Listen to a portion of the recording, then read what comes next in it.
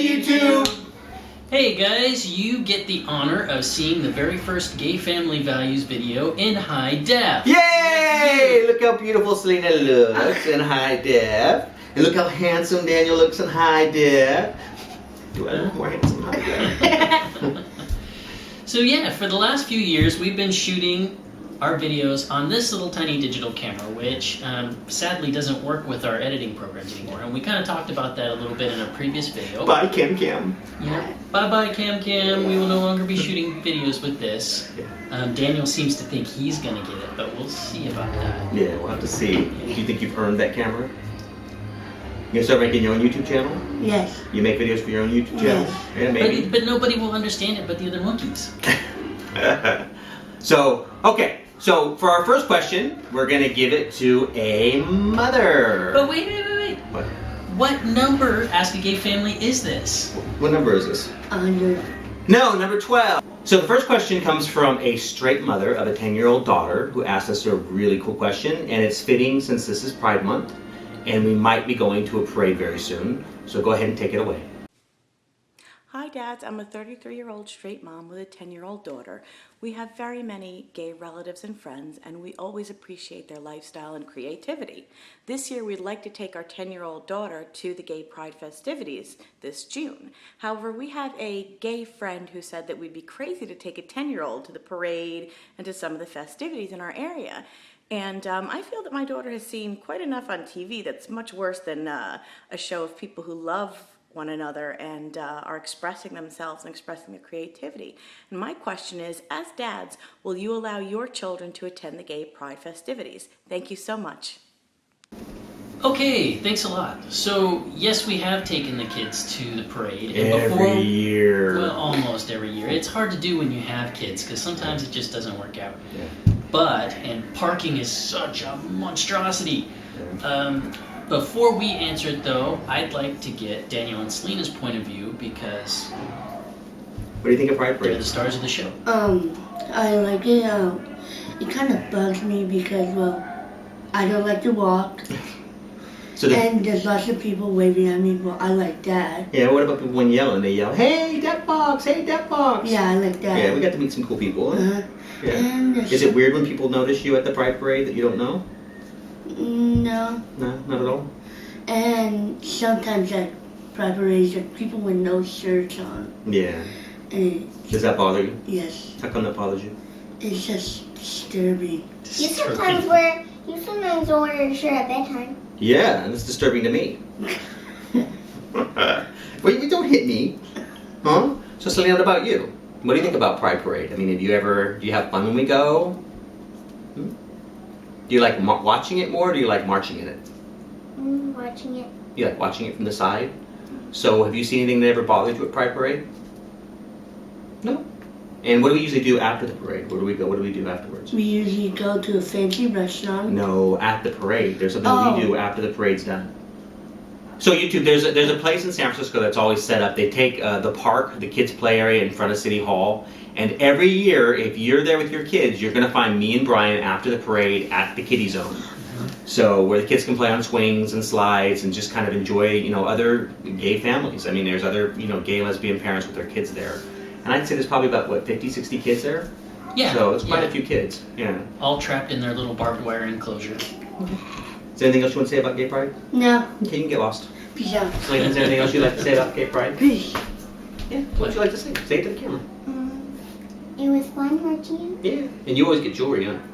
Yeah, you get lots of Gay Pride jewelry. You always make And me I buy it. remember when I got that flag one. Yeah. Yeah, and you wore it. And you still have that one? Yeah. Yeah. It's in my. Oh, how come you didn't put it in the video? I You didn't think about it, huh? didn't. Okay. Well, give me a kiss. Go play. You guys are cute. Okay. Now the real talk. Okay, so before we filmed this, I had to really talk to the kids a little bit and kind of remind them about the parade because when we told them what we were going to be filming, they kind of went, "What?" Yeah. They really didn't remember it, which already kind of says something by itself that it was so trivial to them that it didn't stick in You their actually had mind. to ask them questions. Don't you remember any of the naked people? I mean, Who? is there anything that bugged you? So it was kind of a Huh? yeah, it's a little bit of an event just to get them to talk about And then it. I told Daniel, you remember when you rode in the squad car? And he was like, oh, Yeah, that's the parade. Daniel hates to walk, so the chance to ride in a car was like, oh. But yeah, usually when we go to Pride, we're in the parade. We usually march with the San Francisco Sheriff's Department, and it's a much different experience when you're marching in it than when you're watching it on the sidelines. No, I agree. But you know, even if you're watching on the sidelines, 99% of the people that are marching in the parade are police officers, firemen, activist groups, politicians, Churches. P-Flag, which is my personal favorite.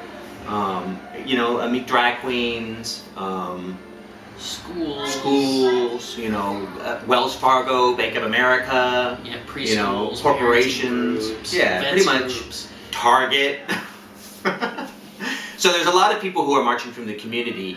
1% to 2% of the floats are sex related. I mean, they're people who are in leather, they're go-go boys, they're things. Topless women Yeah. flogging each other. Yeah, things you might not want your kids to see.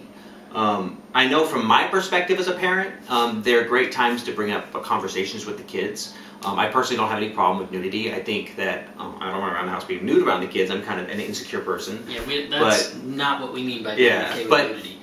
it's okay for kids to see things in society that you have to explain to them as a parent.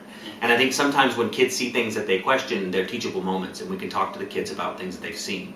And that includes going to the museum and seeing art. I mean, we've had probably more giggles. Yeah, if you would be okay taking your kids to a museum and having them see a classical painting of a nude or a statue like David, if you're okay with letting them see that form of nudity, there's not a great deal of nudity difference between that and the guy who paints himself gold and puts on a giant balloon outfit. Yeah. And nothing else. That being said, there are some things that I do have problems with, and some of it is some of the, I guess the, I don't want to say violent acts, but Not violent. you know, the flogging, sexual acts. Well, you know, when people use violence in a sexual way, kind of, you know, I don't want the kids to have to see that. Yeah, well, I mean, any scenario that would sort of be something that kids could copy and take home with them, Yeah. whether they're violent or just plain sexual. So- those are things we will cover the eyes and. We have to admit that we've done this, or we've put it in different directions until certain floats have gone by.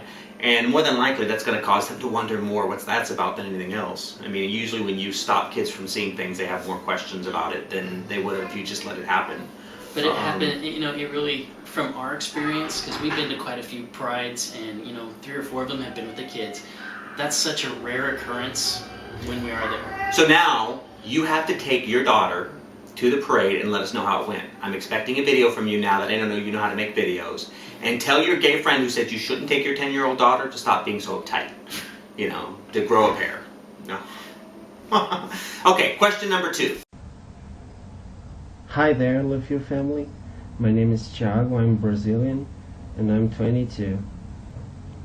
I think that it's pretty common that between any kinds of couples, that after some time, the flame kind of burns out. What do you guys think about that? And Okay, so this is a hard question to answer. Why? Go ahead, sorry.